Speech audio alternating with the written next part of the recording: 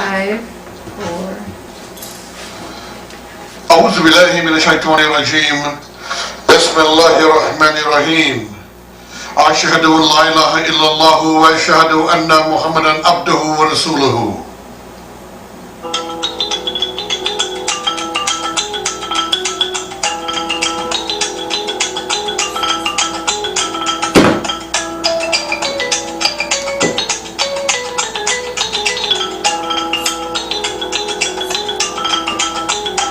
الله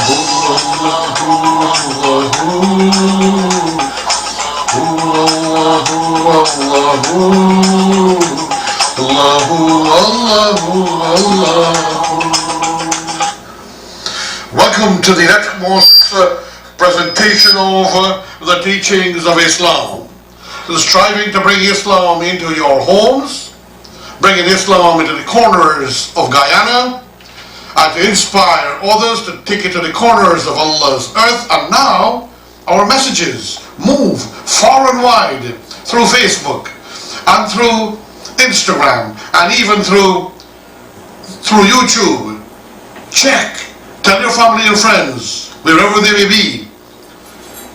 The Electric Mosque's presentation of the teachings of Islam by Haji Roshan Khan, or Teachings of Islam by Haji Roshan Khan, Guyana. Teachings of Islam, Guyana, by Haji Roshan Khan. And let us spread the beautiful word and the teachings of Islam, the message of unity and peace, the message of love and universal harmony to all mankind, to inspire Muslims to more and better and greater peace, to inspire non-Muslims to use the medium of electricity and also to work for the cause of universal harmony and peace. My beloved brothers and sisters, I begin in the name of God Almighty, the most gracious, the most merciful. Bismillahir Rahmanir Rahim. And I seek refuge from the evils of Satan. As I begin in the name of God Almighty, the most gracious, the most merciful, I bear witness and testify to the fact that there is but one and only one God, Allah, in the Arabic language. And I bear witness and testify that Muhammad is the seal of prophet and the last and final messenger of God Almighty. Last week, and maybe the week before, with some repeats, we were talking about Surah Baqarah, or the cow. And we finished a section, Perfect Guidance is Only in Islam. And we were now coming up to the covenant with Abraham. I hope to talk to you for about 20 minutes and then to speak to you on some local, important, social, educative commentaries, politics, and some local education. The Holy Quran, as you may know, speaks glowingly of the patriarch Prophet Abraham. And the Muslims, as I have told you before, and you may have read or heard from other speakers on who articulates on Islam, or articulated on Islam, would have told you that the reason why the Muslims are so close to the Prophet Abraham more than any other Judeo-Christian religions, that it includes, Judeo-Christian religions are the Jews, the Christians, the Muslims. But we are more attached to Abraham than any other religion, whilst they will give certain snippets of recognition to him. The reason being that we fulfill the command of God Almighty, that the dedication of the Prophet Abraham, the willingness to sacrifice his son, because it is the will of God, and because he thought it was the commandment of God Almighty, and that we must observe this sacrifice annually. And I wish to make it quite clear, we are the only people in the world who observe this. And whatever meat is gathered from those sacrifices are given to those in need, some to your family and friends, and most of it goes to the needy and the hungry. But it is not the blood and not the flesh that reaches God Almighty, but submission to the will of God, fulfillment of his commands. And this is the righteous thing for Muslims to do. This is why we are so close to him. I must also at this juncture, because you may hear the word Ishmael and the Ishmaelites, and I know I've explained these things in the past. The Jews, and I do not speak of Jews derogatorily. Some Muslims like to do that. And some Jews like to speak derogatorily of the Christians and Christ and of Muslims. I speak glowingly of the Judeo-Christian religions and of all religions and of all humanity, for they are all beautiful, and God had reasons why he sent certain religions and certain teachings and certain prophets to certain countries, in the same way he sent certain kind of animals and birds and which are indigenous to the country, the same kind of people to a particular nation, the same way a certain kind of revelation came to them. Even though I believe also in the progression of religion and revelation. Now, there is a controversy with the Jews and the Muslims, and I'm not saying derogatorily again. And the Christians were taken from the Jews and support that Isaac was the sacrifice of Abraham. And they would say that Isaac was born out of wedlock and that Ishmael was born out of wedlock, and so he couldn't have been the one to sacrifice, or the sacrificing lamb. That Abraham thought, I'm not saying that was the command of God, he thought, he misunderstood what God was telling him. There is a greater sacrifice. There is the junior sacrifice, and there is the senior or the greater sacrifice. And I've dealt with these things in the past, but times and so on, new generation, young people growing up, it sometimes is necessary to recapitulate, to repeat, or to remind people what is the lesson, the greater sacrifice. So the lesser sacrifice was the understanding that he had to sacrifice his son. Sacrifice that which you love the most. And when he calculated, it was his son that he loved the most. Now tell me something. If you have had a child, you and I, you here in the Electric Mosque's presentation of the teachings of Islam, you with me here, and you out there in TV land, looking at me through the medium of electricity and this, the Electric Mosque's teachings of Islam, you tell me, your wife could not have had a child, and then God promised a child, and the permission was granted for Abraham to go into the, not slave, some people say slave, maid servant. It was like a lady in waiting, a supporter and assistant to the queen, because Sarah was a queen of Abraham, because he was like the king of his tribe and his people and his nation. And Hagar, or the Hajar, her real name was H-A-J-J-A-R, Hajar, from which the word of Hajj originates. Please call your family and friends, Christians, Jews and Muslims and non-Muslims, so you can understand what I'm dilating on here. Hajar come from the wife of Abraham, and I say wife, yes, who was an African woman, an African princess that was given unto Abraham for protection and as a gift, as a lady in waiting, because of wars that was taking place in Africa, and in this case Egypt. And a lot of people forget that Egypt is in Africa, and they make it look like it comes from Arabia. They make it look like it comes from the Mediterranean, but in the reality, Africa is Egypt. Egypt is Africa. Now, so she was the lady in waiting, being close to the queen, and only persons of that caliber who were trained can work with the first lady or with a queen or her majesty. And that is why you can't go take a raw slave captured in the bush or kidnapped from some nation. You have to have special people to be with the queen, her majesty. Now, we all know Sarah could not have produced a child, because she would admit she was barren, and it was disturbing her, and the tribes were getting upset. They needed a heir for the revelations to continue, and for the leadership to continue, and to have the bloodline. Bloodline is very important in religions. Some people don't understand. They think it's all joke. And so what happened?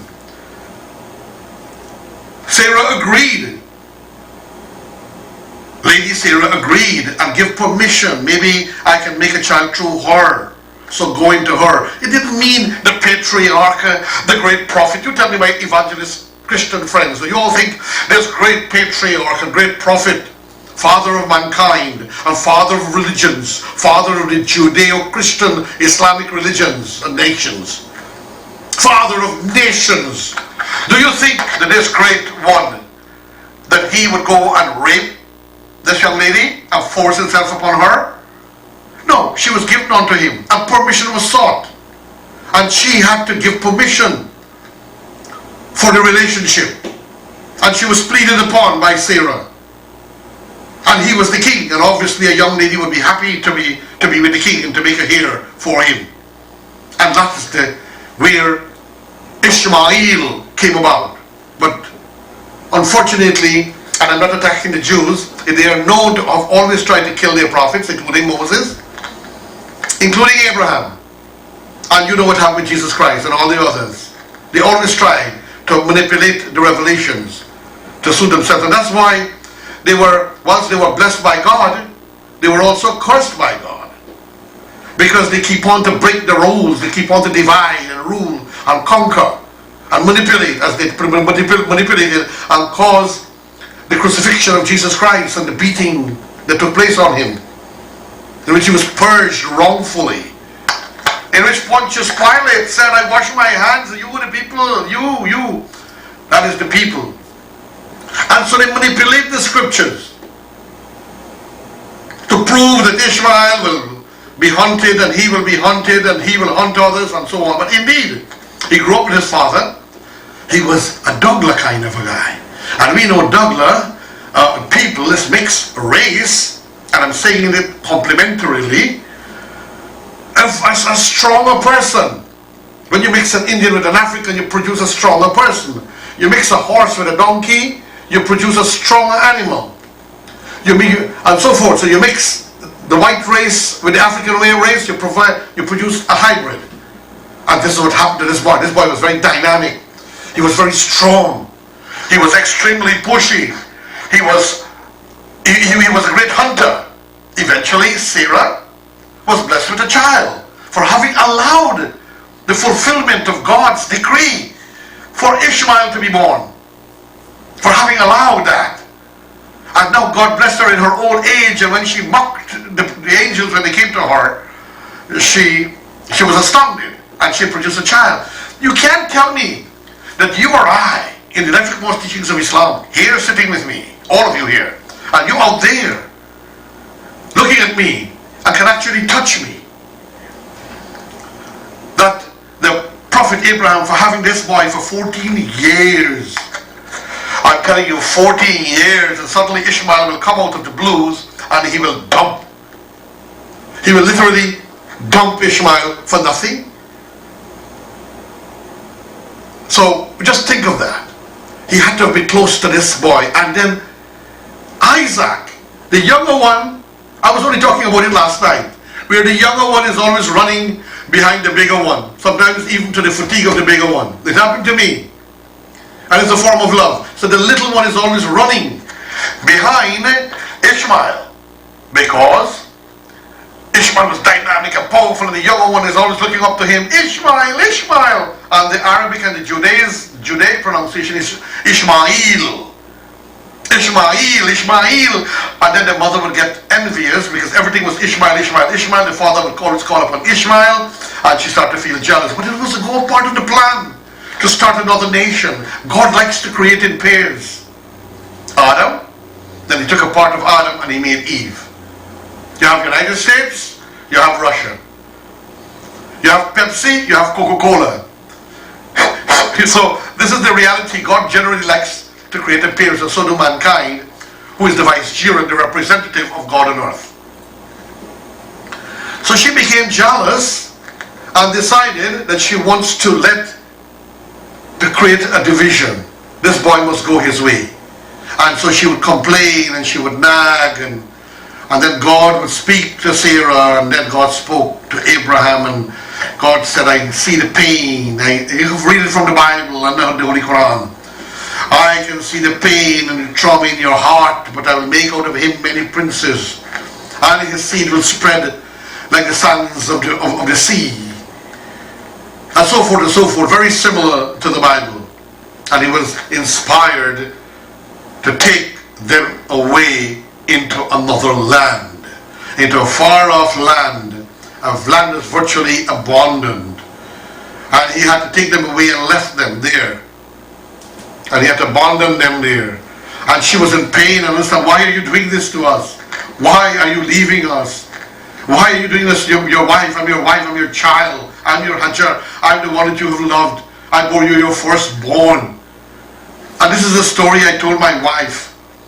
We were 2 months old with my last son, Roshan, AC Lal, my last baby son. When she had to leave him for 2 months to go with me, I told her this story, what this mother had to go through. And then she went with me. And he left him there with some bread and water, but he couldn't look into her face. And he's in a dark spot in a dark night. And he was traveling down to leave. And she stood up and she ran to him. How you leave us here in this wilderness? Maybe the lions will come. We will be destroyed. We'll die of starvation and water. And he stood up and he couldn't look at her because she was a beautiful princess, an African woman. And you want to see a beautiful woman, you have to see the women in Ethiopia, like the Queen of Sheba. You have to understand what kind of people they were. Very powerful, very beautiful physique and cheekbones and eyes. That's why King Solomon went crazy for the Queen of Sheba. So, what happened? Sarah looked in towards him and he had his head bowed down like this. The holy patriarch on his camel. And he was in pain. But he knew God promised him that protection for his family. And she said, did God Almighty tell you to do this? Tell me, are you doing this because you hate us or because of Sarah's jealousies? Are you doing this because you hate us? Are you doing this because we are black people? Are you doing this? And he loved them so much and he bowed and tears came pouring down his eyes. But he couldn't look into her beautiful face. He couldn't look into his beautiful, handsome son of mixed blood, that dark-skinned powerhouse called Ishmael. He couldn't look at them and his heart was in pain. And he was murmuring all the time, praying. And I want to give you some of those words, and tears are gathering in my eyes.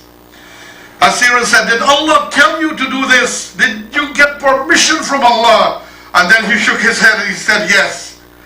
He went like this, and he wore a shawl like this, and an outfit something almost similar to this, and covered for the sun, to protect himself from the sun and the cold. And he went like this. And he went like this. And he would turn towards her and he would raise his face, but he couldn't look into her beautiful eyes. And he would turn again the other side, and he couldn't face his son. And his son was there looking at him, and hungry and wondering, Daddy, are you going to leave me here? Are you going to abandon me, your firstborn, your hunter, your gatherer of sticks and stones, your fighter in wars? You're going to abandon me, my daddy? Are you going to leave me alone here in this wilderness, in this darkness in Arabia? In the middle of the night? And he couldn't look at his son. And when Abraham went like this, Sarah felt a peace in her heart. That's Sarah, I beg your pardon. Hajar felt, or Hagar, a peace in her heart. And she accepted that God Almighty will protect them. That God Almighty will not abandon them. That God Almighty will be the watcher over them. And I wanted to finish at this end to go to discuss some other things, but I have to go on to get to the gist of it. And then he shook his head and he rode off in humility and then took off. By which time they were scared. They were looking out for animals and lions and in the desert, and they do have desert lions. And then the day came and it was getting hot. and the desert heat, and the little water they had was used out, and the piece of bread they had and the fruit they had was worked out. And the boy, even though he was tough and strong and handsome and such a beautiful kid, he started to fall, he started to faint, and the heat was getting to him. The mother, and this is why the Muslims, you Muslims, you have to go to make the Hajj. The Hajj is all about Abraham and Ishmael. You have to go to make the Hajj. Muslim people, make your intention now. Look into my eyes. And make your intention. If you don't have the money, make your intention. So if you die before you could make it, it would be as if you had gone. This is the beauty and the glory of Islam. All Muslims, look at each other. Make your intention to go to the Hajj. And those of you who could go to the Umrah, which is a holy holiday, it also has everything to do with Abraham and Ishmael, and to a certain extent with Muhammad and whom be peace. But it's all about Abraham and Ishmael. The Kaaba Sharif, that special building, everything is about this. And the boy started to faint, and he collapsed, and his mother was going mad. And you know the power of a mother. Imagine your child, if he wants something to eat, will you give him a snake? Will you give him a lizard? Will you give him a bunch of sand?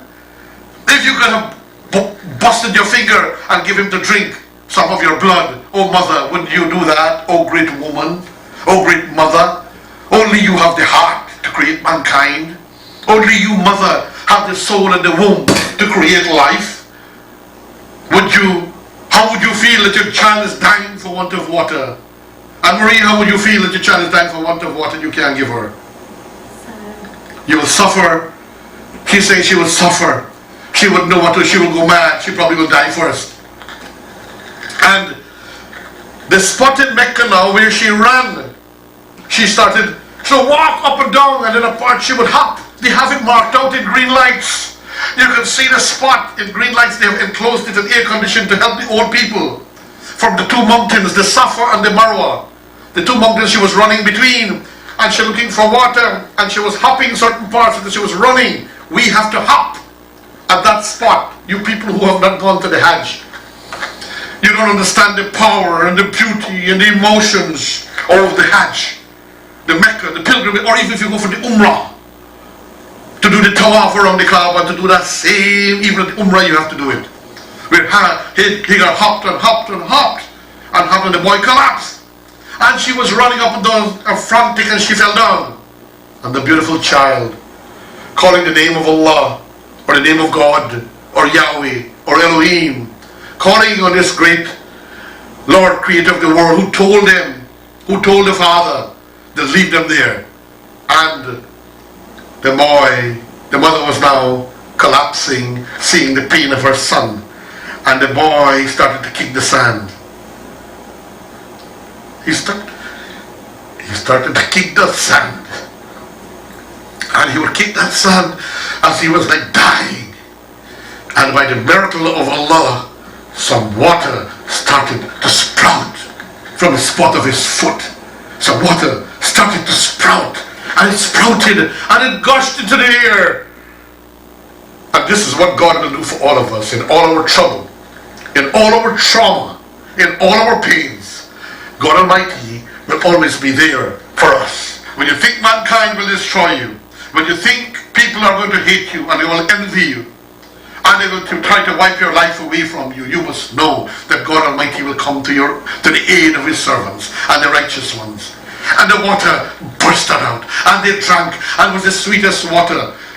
And that pipe, that spring, that divine piping of water through the bowels of the earth, my beloved brothers and sisters and friends, the water runs to this day. Many said they will put it into their eyes and they will regain their hearing. They will drink it and it will cure their diseases. They will throw it on their body and their skin disease will heal. Till today that well is running, and today they have put it in certain places to get the water so that the pilgrims could get the holy water sent by God to save his servant Ishmael, and the famous and the great mother of nations, Hajar, that great black woman of Egypt, Africa. For you Christian brothers who don't know this, lament on this a little bit and don't talk down on it, because sometimes, because of the influence of the other religion, the mother religion, Judaism, Christianity and Islam, sometimes you get carried away. And in fact, that is proven that some aspects and many parts of the Bible were manipulated by kings like King James and others to suit their political purposes. The same thing for the people of the Jews, like Caiaphas of the Sanhedrin, who was responsible for the crucifixion of Christ. You, the Christians here, are not responsible for that. It was Caiaphas and his Jewish people that he manipulated, and not all the Jewish people. Many of them were in love with Christ and they followed him and they honored him. So remember this, my brothers and sisters. This is the story I wish to tell you. I cannot read from the Quran, the time is no longer there, but I was coming what is called covenant with Abraham. The covenant with Abraham was a contract with God in which he promised certain benefits and facilities to Abraham for the nations, and in this case for the Muslims, the Arabs, the children of Ishmael. And a lot of things that's going on in the Arab world that we do not like is because of historical manipulation of political and geopolitical politics. And so some of them are very bad, and we cannot look at them for guidance. But the fact is, they are a great nation, and they came from the seed of Abraham, and there's some great and righteous ones, and holy and good ones. And the Hajj, please remember, repeat after me, the Hajj is named after an African woman named Hajar. An African woman, Hajar, remember that. The Hajj is named after an African woman. Feel proud, and now that you've known the truth, those who do not know, and spread the word, and spread peace, and love, and harmony. My brothers and sisters, I had another part I wanted you to read. I heard it would be maybe in tomorrow's Chronicle. Let us try and honor and respect women by me in the Stabrook of Friday, August 21st. If you have the internet subscription for the Stabrook, you can probably check it out. But it'll be tomorrow in Chronicle. Help me to understand the part of the poetry with cruelty to women by me, written in 2012. It is a poetic form of cruelty to women, very dynamic, dramatic poetry. And then the part with this letter appeal to the government of Guyana and the people to treat women with dignity and honor. I'm speaking of Guyana. I'm worried. 5 quarantine men fined $7,500. $7,500 for drunk driving. What does that do, my brothers and sisters? All over we are reading of drunk driving. And we have a mixed gathering here, and sometimes it's mostly Indians. Well, actually here it's mostly Indians. O'Neill, Suknandan, Harinarayan Ben, Rajendra Bishesar, Hamilal Deo Hilbaran, and Lancelot Sandy. You're spending your money, risking to kill people and destroy your life. Somebody just went to jail, and possibly 20, 30, 50 years jail, 74 years jail for killing people. Consuming alcohol, spending your money, damaging your body. Then you become useless as a husband to your wife. You affect your health. And then you're enriching other people by buying their alcohol, and you are getting hooked, and they are not drinking the stuff. I have told Patriarch Abraham, former president, in a letter to him, and in a conversation, and published in the media, to seize Mr. President of Guyana. I know sometimes you look at my program. Mr. Prime Minister and cabinet members. Change the law. Anyone found under the influence of alcohol, car to be seized in the name of the government. Suspended for 10 years. After 3 years, they can appeal to drive between 8 and 4, when they can only earn a living. Other than that, every day they got to submit their license to the police station and uplift it in the morning for 10 years. Like what they're doing, some aspects of that is being done in North American cities, including New York. There are so many other things I wanted to tell you, but time is upon me. And my operator is telling me, time to wrap up. So brothers and sisters, let us spread the word. Let us work with our country, the government of the day. We as professionals must work with the government of the day. Work with the police department. Work to enhance Guyana. This is our country. We cannot sabotage its development. and affect our people, I will work with the government of the day. And so can you. Even if you're an opposition element, the opposition has said they will do it too. They will work with the government of the day, but they want certain criteria fulfilled. But they will work with the government of the day. So what? Why can't you and I, as the citizens of this country, can't work with the government of the day? May the peace, may the mercy, may the blessings of God Almighty be with one and all. I thank you. Assalamu alaikum.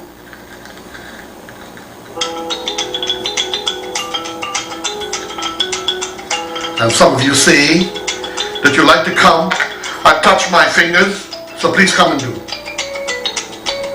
Those of you who like to touch my fingers, touch it. Touch it.